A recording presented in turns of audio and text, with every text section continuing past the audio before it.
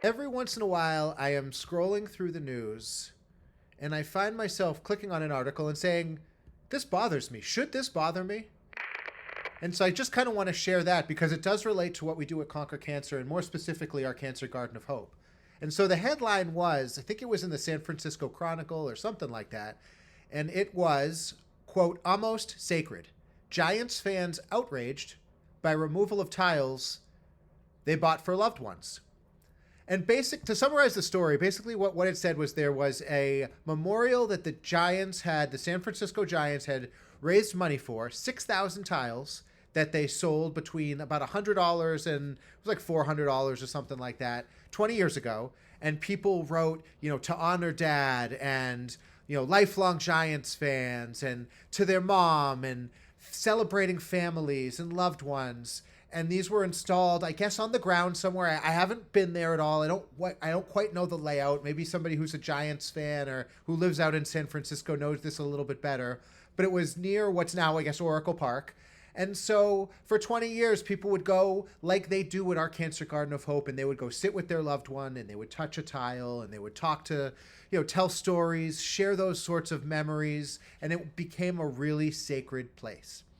And so I guess a couple of years ago, that land either got purchased by somebody. Didn't even look into how it went down, but it's getting developed. So a few years ago, the plan comes through that this site's going to be developed. And they are going to tear up these bricks and plaques, these engraved bricks and plaques. However, they're going to replace them. No need to worry. All these stories will be preserved. All your memories will be honored. This was the email, the letter that went out because they did have a record of everybody who participated in this. And furthermore, they said, we know everything that's written on these, so we're going to make sure that we do these justice and honor. And so now that was about 2020. So now we're talking about 4 years later. And I think this article was from maybe a day or two ago. I think the original article was from about 2 or 3 days ago, actually.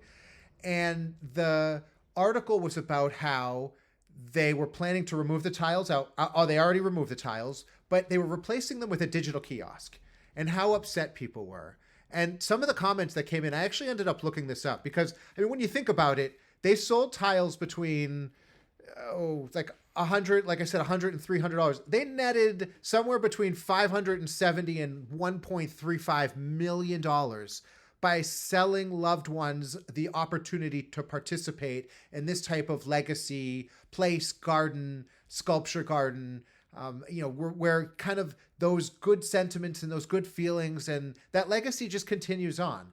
I can't find if it went to, I'd like to think in my heart of hearts that this went to some good cause. It went to the community. It went to nonprofits. It went to people facing adverse conditions. And I don't know that that's the case or not. I'd have to do a little bit more homework into it. Unlike our garden, which absolutely does, and we make sure that the money we raise across the board with conquercancer.org, goes to the really great places and people that do amazing things with it. So I don't know, and you would think with the San Francisco Giants running the show here, you would hope that there'd be some push towards philanthropy. So now fast forward, and this site, it's like a 28 acre site, something like that, or they call it Oracle Park. They call it, no, this is Mission Rock. They're redeveloping it. So this garden, this memorial tribute site that was once a place that people can come and see now has been totally demolished, totally upturned, and a $2.5 billion project is being put in that area, which is great. I'm all for development. I'm all for creating jobs. I'm all for innovation and moving forward. However, you can't just steamroll over the past, and you can't just ignore the legacy and the goodness and the history of all of the people. Particularly, these are fans. Just from a business standpoint, these are your fanatic fans, your real passionate fans. So the comments that came in on Reddit, that something said, not sure why the Giants couldn't preserve these at a minimum, and one of them says, the billionaires, the forgotten minority, Niles Crane. Yep, that's definitely a Fraser Crane comment. But it said they're definitely lying about the tiles being unsalvageable. They just didn't want to pay the contractor to do it since it would be expensive and time consuming. And that's let's get brick faced here on your Reddit. I got a bunch of Reddit comments. That might be true. I don't know. We're working on the Cancer Garden of Hope, and just in the context that I can put it into, the City Hall just did a big renovation on the plaza. So we have a little bit of a corner of the plaza. Let's say that it's 10,000 square feet over the course of a 7+ acre plaza. But we're sort of an appendage. We're out of the way. We're not really. We're above a MBTA transfer kind of a ventilation system. And so there wasn't anything that they were going to do with our area. And that being said, they spent about $95 million renovating the plaza. And while we did put in for a grant and that sort of thing, we didn't get anything, but they made our entire site around us so much more beautiful. In doing that, we had to replace about 200 bricks. They took down a section of wall that made things actually more accessible and opened it up. The flow opened up and made our site just more expansive feeling and more connected. So it really was great. But we had to replace 200 bricks at our cost. We ordered them. We let people know they were going to go up. They might not be in the location they were used to. And we put these new bricks up. And so here they are with 6,000 bricks. It's not 60,000, 600,000. It's 6,000 bricks. I mean, we could do that. My mom and Bobby the Brick and I could do that.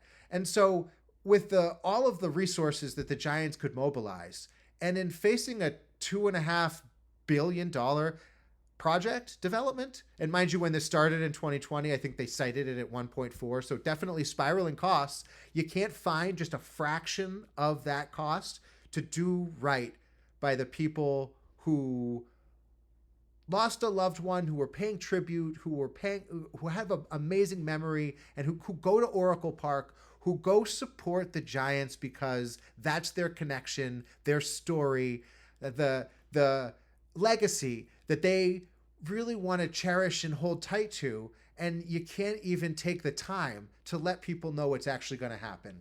And so then an article came out. So that was like 2 days ago. So then yesterday, because I was reading up on this, because it just bothered me with our Garden of Hope stuff and how careful we are, even when, because sometimes we have some bricks and plaques that are kind of lower on the wall. So below almost the granite bench that people would sit on. And every once in a while, and we're pretty sure it's by accident, just somebody will swing their feet and maybe catch the corner of a brick and it'll break off. Well, just replace that brick. You just take care of those things, because that's what you do when it's a really important place that is sacred for people and you're able to preserve it. This isn't a situation where there's something out of their control. There's a calamity or there's something in the way, or there's a reason. I couldn't really find a good reason here. And so then the next article was Giants reverse course after fans tile outrage, scratch digital kiosk plan. But then again, the article was essentially just, well, we're not going to use a digital kiosk. We don't really know what we're going to do. So we'll say we're not going to do the thing that got you all really mad, but in the meanwhile, we really did tear up all the tiles, and we'll try to come up with a better solution. And frankly, listening to the people, re-honoring those stories, putting them back up on the walls, I mean, that's the solution.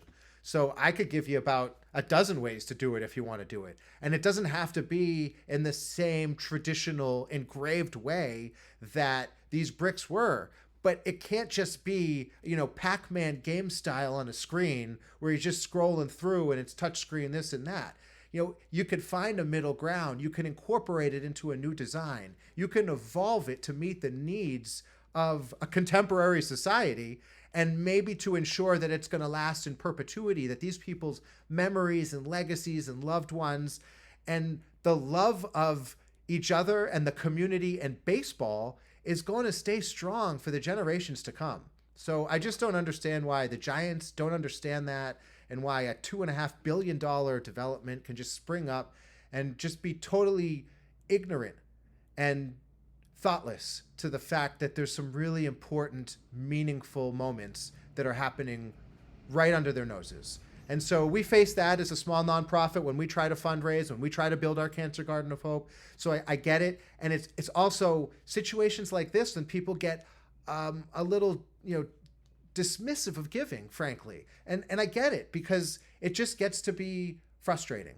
So if it frustrates me, I know it probably frustrates other people. I was trying to read some of the stories and memories of the people who got the Mission Rock, who got some of this plaques that were on the walls at Mission Rock. And they're just wonderful. It reminds me of our Garden of Hope and how special it is. And it's just, really a reminder of how beautiful and amazing the world is, and how important it is to just honor that joy, to stay colorful and to stay positive. So hopefully they do the right thing. Do the right thing, Giants. In the meanwhile, it's the beginning of baseball season. It's the beginning of spring.